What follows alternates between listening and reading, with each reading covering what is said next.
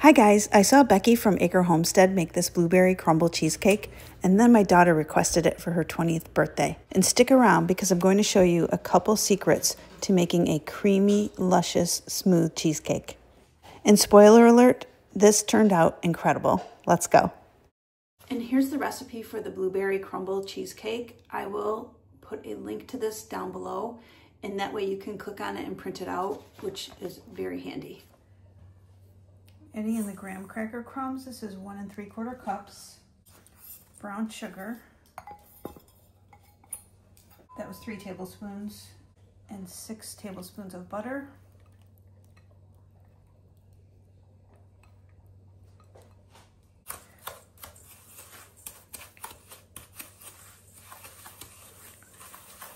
If I haven't mentioned it already, I have the recipe here that I'm working from that I will link down below.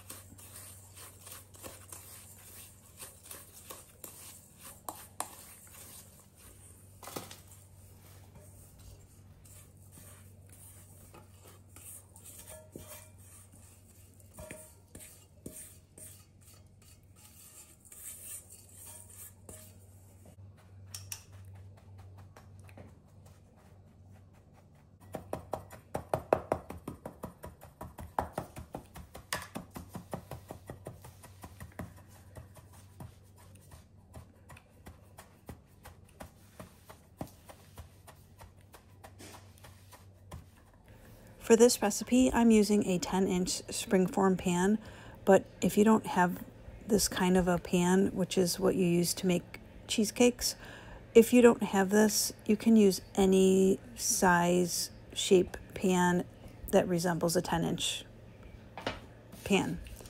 But I just finally got this and I wanted to try it and I really, really liked it.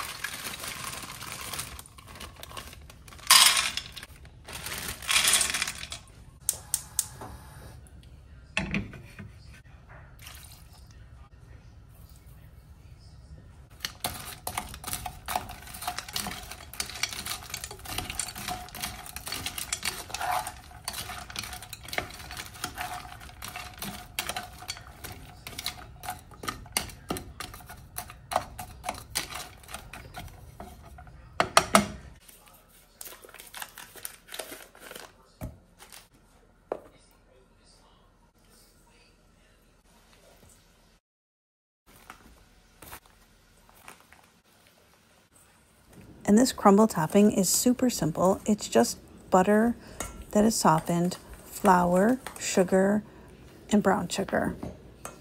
And again, check out the link down below in the description box for the full written recipe with exact measurements. And this tool is called a pastry cutter or a pastry knife. If you've never seen it before, that's what it is. My dad got me this a long, long time ago, and it's used for things like crumble topping or also to make pie crust. And of course, all different kinds of pastries.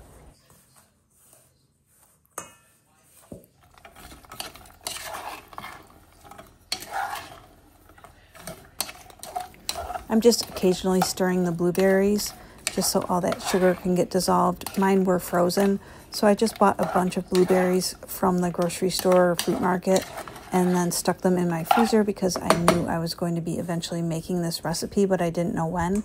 So you could use fresh or frozen berries. And this is what your crumble topping should look like.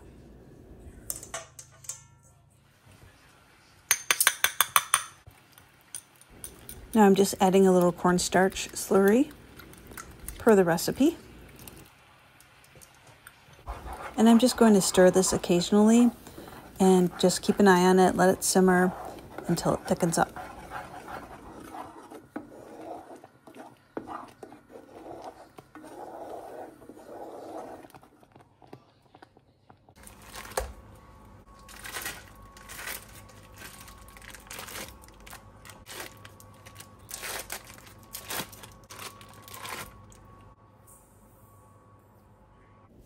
This recipe calls for a 1/4 cup of sour cream, and I'm adding that in right now. And the recipe says to add in the cream cheese, the sugar, and that sour cream, and to beat it for 2 to 3 minutes.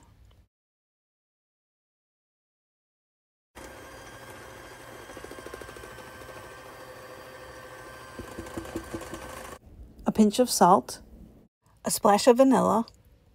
The recipe called for a 1/4 cup of heavy whipping cream, but this was all I had left.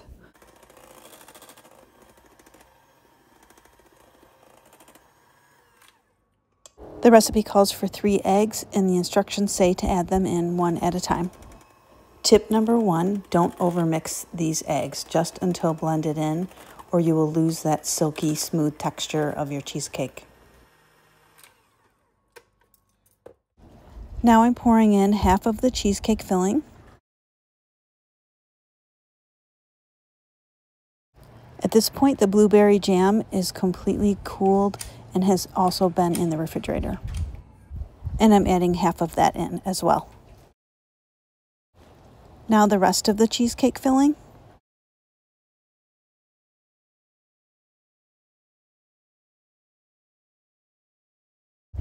And the remaining blueberry jam.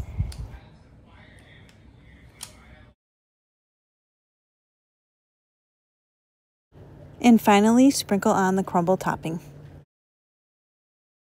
This water bath technique is the best method for baking the cheesecake. It ensures that the cheesecake cooks evenly and cooks slowly, and it creates a luscious, creamy texture. And just another tip, make sure you start with boiling water. I never tried this technique before, but it did make a big difference for my cheesecake, and this also prevents cracking. And this did take a long time to bake. It was in the oven at 325, probably for an hour and 40 minutes. I just kept checking it, and when it no longer jiggled, that's when I decided it was done.